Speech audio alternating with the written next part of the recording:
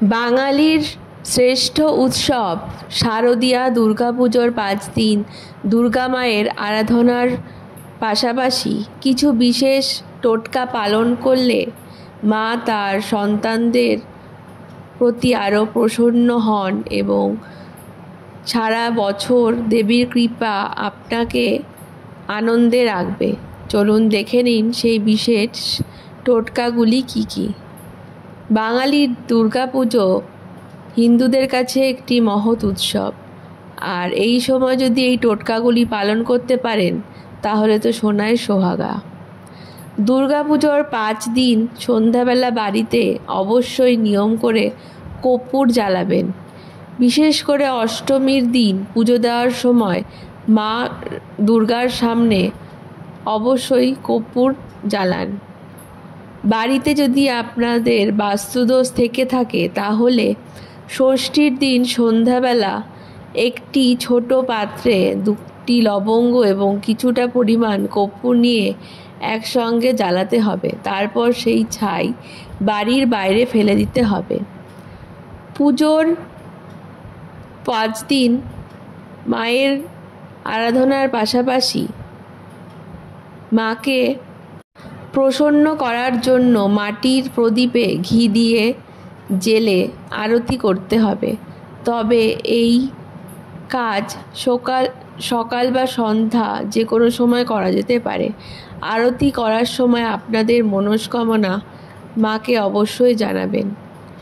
মায়ের পুষ্পাঞ্জলি দেওয়ার সময় অপরাজিতা এবং কাশফুল অবশ্যই অর্পণ করার চেষ্টা করবেন। পুজোর কয়েকদিন বাড়িতে অতিথি আসলে তাকে অবশ্যই কিছু না কিছু খেতে দেবেন এবং ভালো ব্যবহার করবেন।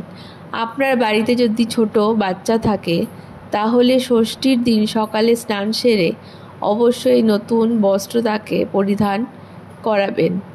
দুর্গাপুজোর পঞ্চমীর দিন একটি ছোট কলা গাছ বাড়ির যে কোনো জায়গায় এনে পুঁততে দেবেন অথবা টবে লাগাতে পারেন। তারপর সেই কলা গাছটিকে পঞ্চমী থেকে দশমী প্রতিদিন পুজো করবেন। কলা গাছে 7টা করে হলুদ এবং সিঁদুরের ফোঁটা লাগাবেন।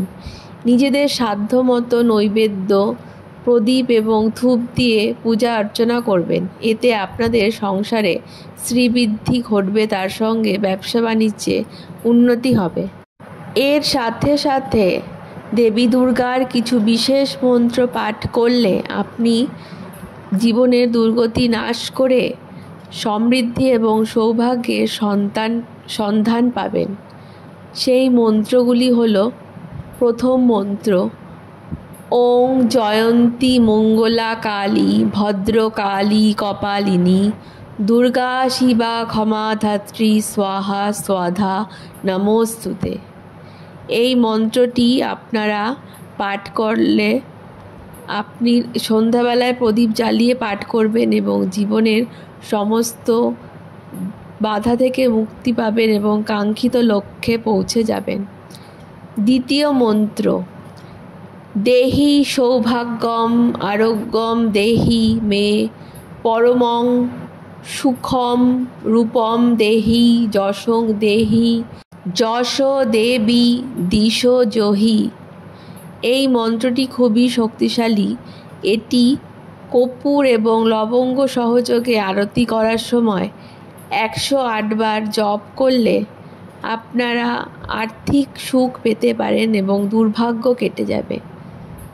তৃতীয় মন্ত্রটি হল সর্বমঙ্গলা মঙ্গলে শিবে সর্বার্থ সাধিকে শরণ্যে ত্র্যম্বকে গৌরী নারায়ণী নমোস্তুতে। সৃষ্টি স্থিতি বিনাশাং শক্তিভূতে সনাতনী গুণাশ্রয়ে গুণময়ে নারায়ণী নমোস্তুতে। শরণাগত দীনার্ত পরিত্রাণ পরায়ণে সর্বস্বাতি হরে দেবী নারায়ণী নমোস্তুতে। এই মন্ত্রটি পূজার কদিন যদি পাঠ করেন তাহলে আপনি মোক্ষ লাভ করতে পারবেন এবং দেবী দুর্গার আশীর্বাদে আপনি জীবনে সমস্ত রকমের সাফল্য পেতে পারবেন। এই ঘরোয়া টোটকাগুলো জেনে আপনারা কে কতটা উপকৃত হলেন তা অবশ্যই জানাবেন এবং কমেন্টে লিখবেন জয় মা দুর্গা। ধন্যবাদ। তার সাথে সাথে আমাদের চ্যানেলটিকে অবশ্যই সাবস্ক্রাইব করে দেবেন।